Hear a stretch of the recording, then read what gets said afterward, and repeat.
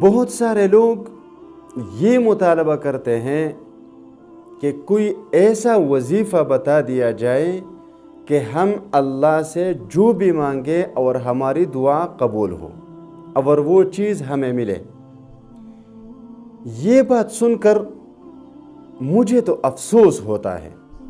آپ ذرا سوچئے کہ ایک بت پرست بت کے سامنے بیٹھ کر اس سے اپنی مرادیں مانگ لیتا ہے اور اس کی مرادیں پوری ہو جاتی ہیں اور پورے کرنے والا بھی اللہ ہے۔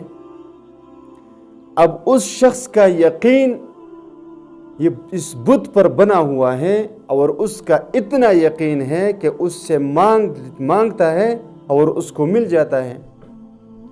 اب جو میں کہتا ہوں کہ افسوس کی بات یہ ہے کہ ہم ایک ایسے رب کے بندے اور ماننے والے ہیں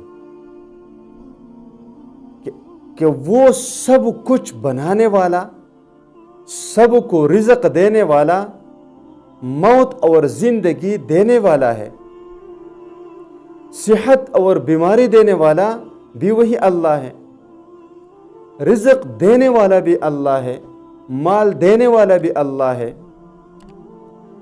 ایسے رب پہ ہم ایمان رکھتے ہیں اور ہم اپنے رب سے اتنے نا امید ہو گئے ہیں کہ کوئی چیز بتا دو کہ میں کروں اور وہ دیں۔ ایسا کیسے ہو سکتا ہے میرے بھائیوں اور بہنوں؟ ذرا سوچئے کہ ہم اللہ کے سامنے ہاتھ اٹھائیں گے، اس سے مانگیں گے اور ہمیں نہیں ملے گا، ایسا ہو نہیں سکتا۔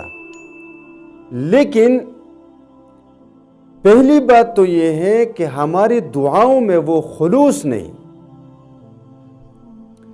ہم ان شرائط کے ساتھ دعا مانگتے نہیں، اس لیے ہماری دعا قبول نہیں ہوتی، کیونکہ حرام سے ہم بچتے نہیں، نماز ہم پابندی کے ساتھ پڑھتے نہیں، قرآن کی تلاوت کرتے نہیں، حقوق اللہ بھی ادا نہیں کرتے، حقوق العباد بھی ادا نہیں کرتے، تو پھر تو ہماری دعائیں قبول نہیں ہوگی۔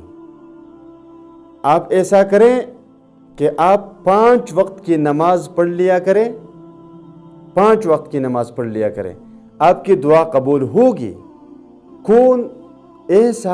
کون سا رکاوٹ ہے ہماری دعاؤں اور اللہ کی رحمت کے درمیان؟ وہ اللہ کی نافرمانی ہے۔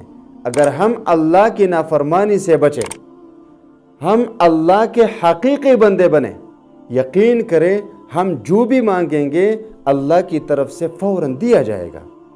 تو نا امید مت ہو، نا امیدی ٹھیک نہیں۔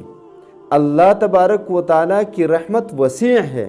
اللہ تبارک و تعالیٰ خود فرماتے ہیں وَرَحْمَتِي وَسِعَتْ كُلَّ شَيْءٍ، اللہ کی رحمت ہر چیز سے بڑا ہے، غضب سے بھی آگے ہے، غضب سے بھی بڑا ہے۔ لیکن مانگنے کا کوئی سلیقہ ہونا چاہیے، کوئی طریقہ ہونا چاہیے، کچھ شرائط پر پورا اترنا چاہیے، تب ہماری دعا ضرور قبول ہوگی۔